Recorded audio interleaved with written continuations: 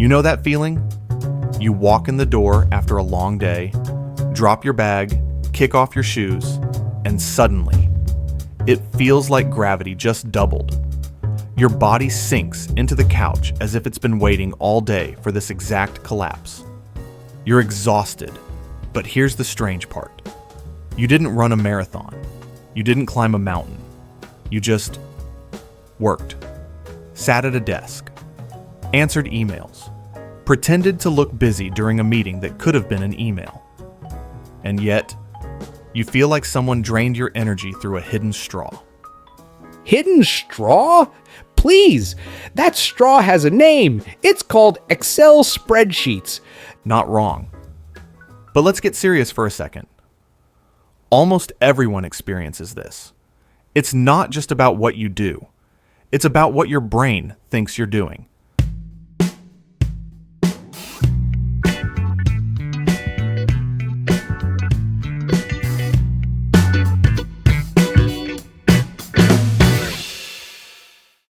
Inside you, there are actually two tanks of energy, one for your body and one for your brain. Wait, so you're telling me I've got two tanks? Where's the snack tank then? That's the one I care about. You've got plenty of those, don't worry. But listen, the brain is greedy.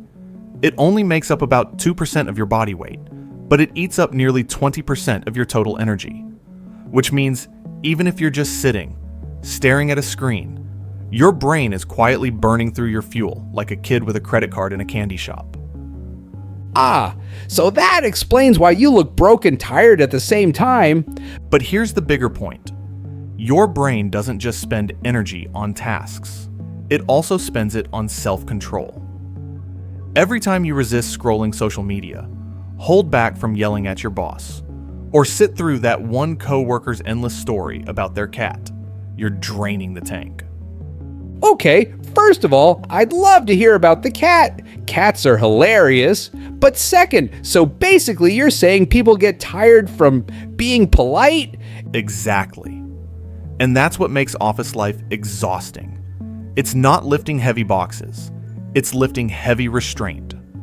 We call it ego depletion. The more decisions you make, the more self-control you use, the faster your mental battery drains. Wow, no wonder you collapse after work. I'd get tired too if I had to stop myself from barking at people all day.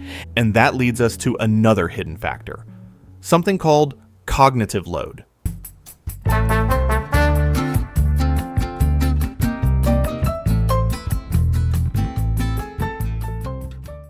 See, your brain has a working memory, like RAM in a computer. And if too many tabs are open, emails, deadlines, Slack messages, office gossip, it overloads. Even if each thing is small, together they weigh you down like pebbles in your pocket. Funny, you say pebbles in your pocket, but I've seen you humans carry stress like it's a giant boulder strapped to your back. Meanwhile, I just forget things 5 seconds later and boom, stress gone. Must be nice. For us though, that overload creates a constant drip of fatigue. And here's what's wild. Sometimes the anticipation of tasks drains more energy than doing the task itself. So you're telling me you guys get tired from just thinking about working? Bro, that's next level laziness. It's not laziness, it's psychology. When your brain anticipates stress, it preps your body as if danger is coming. Your heart rate ticks up, cortisol rises, your muscles tense. So even before anything happens, your system is already burning fuel. It's like leaving the car engine running all day. Or like when you humans binge watch Netflix at 2 a.m. and your body pretends it's fighting off a tiger when really, you're just watching a cooking show. And here's the part most people don't realize. Work drains you not just because of tasks, but because of the environment. Open offices, constant notifications, bosses hovering like drones. It all chips away at your focus. Focus is a fragile resource. If it keeps getting broken, your brain spends double energy every time to get back on track. Oh, now that explains it. You're basically using your brain like a Windows 98 computer. Crash, reload, crash, reload. No wonder you guys need coffee. You're not wrong. Coffee has become humanity's band-aid for broken focus. But the real issue is that every interruption forces the brain to restart its engines. That restart costs energy. And by 6 p.m., the fuel tank is empty. Meanwhile, my fuel tank is always full of kibble. Priorities. There's also an emotional side to this exhaustion. When you spend all day pretending to be professional, you're suppressing your natural emotions. You can't roll your eyes. You can't sigh loudly. You can't say what you really think when someone pitches a bad idea. That suppression is energy intensive. It's like holding a beach ball underwater. It looks calm on the surface, but inside, you're fighting constantly. Ha! No wonder you're tired. If I had to pretend to like every dog at the park, I'd need therapy. Exactly. Emotional labor is real.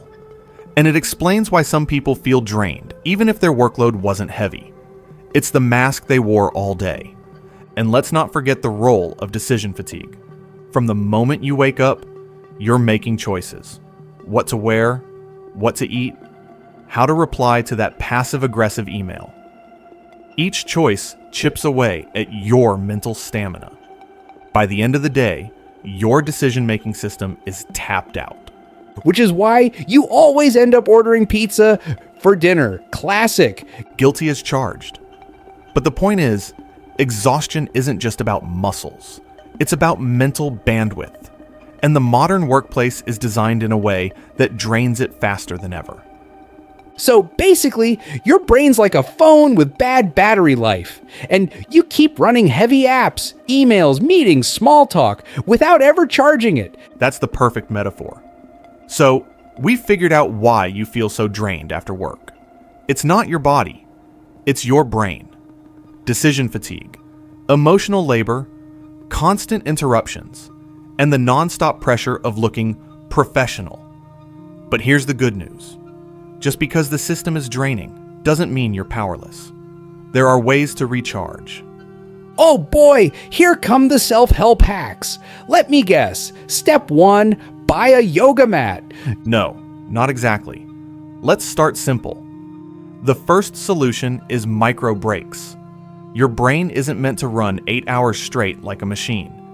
Even a 2-minute pause, stretching, walking, closing your eyes, gives your mental battery a chance to reset. 2 minutes? That's it? I nap for 3 hours at a time. Y'all are underselling rest. The second thing is environment design. If distractions are what drain you, then remove as many as possible. Silence notifications, close unnecessary tabs, even use noise-canceling headphones if you can. Protect your focus like it's treasure. Yeah, because treasure is hard to find. Unlike distractions, those are everywhere. Ding! Buzz! Hey, someone liked your photo. Boom! Brain fried. Exactly. The fewer times your focus gets broken, the more energy you'll have left at the end of the day. Another key is decision simplification. Limit the number of small choices you make. Plan meals ahead. Pick your clothes the night before. Automate bills. Save your mental fuel for bigger problems. Not, what should I eat for lunch? Honestly, just eat kibble every day. One flavor, no decisions. Problem solved. Somehow I don't think that'll work for humans. But the principle stands.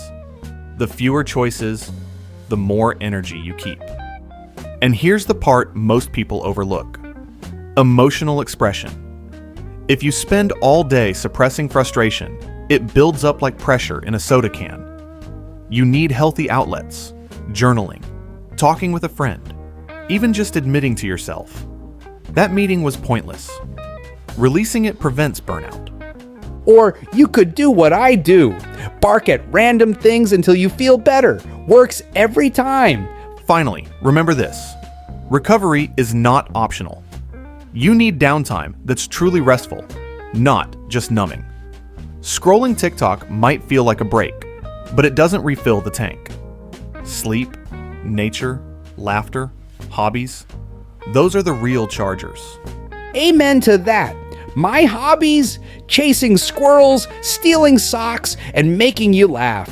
Works wonders for my energy levels. So the next time you collapse after work, remember, it's not weakness, it's wiring. Your brain is doing Olympic-level gymnastics all day, even if your body never leaves the chair. Respect that effort. Protect your focus. Simplify choices. And most importantly, give yourself permission to rest. And don't forget snacks. Snacks fix everything. Spoken like a true philosopher.